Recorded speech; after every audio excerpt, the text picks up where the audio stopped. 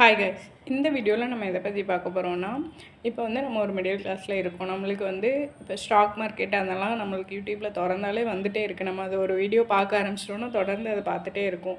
So அந்த மாதிரி stock markets இப்போ அந்த மாதிரி இதில் இன்வெஸ்ட்மெண்ட் பண்ணுறது நல்லதா, இல்லாட்டி கவர்மெண்ட்டோட ஸ்கீம் என்பிஎஸ் அந்த மாதிரிலாம் இருக்குது, அதில் பண்ணுறது நல்லதா? இப்போ நம்ம ஸ்டாக் மார்க்கெட்டில் ஒரு யூனிட் வாங்குகிறோம், 2 யூனிட் வாங்குவோம், அந்த மாதிரி இருக்கிறது தான் என்பிஎஸ்ஸுமே.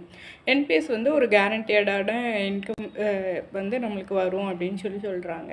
ஸோ நானுமே இது ஸ்டாக் மார்க்கெட் வந்து எனக்கு ஏதோ அதில் நம்பிக்கையே இல்லை. அது ஏறுது இறங்குதுங்காங்க, அதை பற்றி நம்ம கற்றுக்கவும் இல்லை, அதனால அதில் நம்பிக்கையும் இல்லை. மொத்தத்தில் இந்த கேம்லிங் மாதிரி தானே சொல்கிறாங்க, மேலே போகுது கீழே வருது அந்த மாதிரி தான் சொல்கிறாங்க. அதை கற்றுக்கணும்னு தோணுது, ஆனால் கற்றுக்க வேண்டாம்னும் இருக்குது. அதனால் அதை தெரியாததுனாலையும் கூட, இன்னொரு விஷயம் அது மேலே அவ்வளோ நம்பிக்கை இல்லாததுனாலையும் கூட என்பிஎஸ்ங்கிறது நம்ம மாதம் ஒரு ரூ. 500 ரூ. 1000 ரூ. 2000 நம்ம போட்டுகிட்டே இருந்து அது வந்து நம்மளுக்கு 60 வயசுக்கு அப்புறம் இப்போ பென்ஷன் வந்து யாருக்குமே கிடையாது.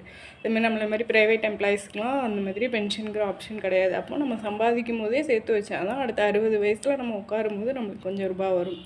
ஸோ இதை ஸ்டாக் மார்க்கெட்டில் போட்டு நம்ம ரூபாய் ஏறுது இறங்குதுங்காங்க, 12% கிடைக்கும், 15% கிடைக்குங்காங்க, லாஸ்ட்டு 4% கூட கிடைக்கல அப்படிங்கிற மாதிரியும் பார்க்காங்க.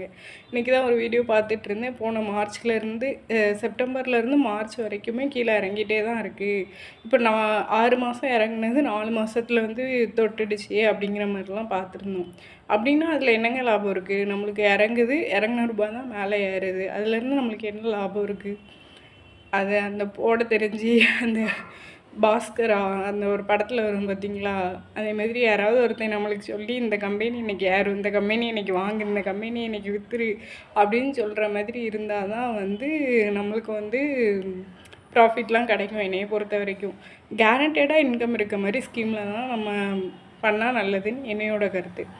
நீங்கள் என்ன நினைக்கிங்க அப்படின்ட்டு கமெண்ட்டில் சொல்லுங்கள். என்னையை பொறுத்த வரைக்கும் மிடில் கிளாஸாக இருக்கும், ஒரு 1000 2000 தான் நம்மளால் சேவ் பண்ண முடியும். அப்படிங்கிற பட்சத்தில் வந்து என்பிஎஸ் அக்கௌண்ட்டில் வந்து போடுறது நல்லதுன்னு எனக்கு தோணுது. தேங்க்யூ.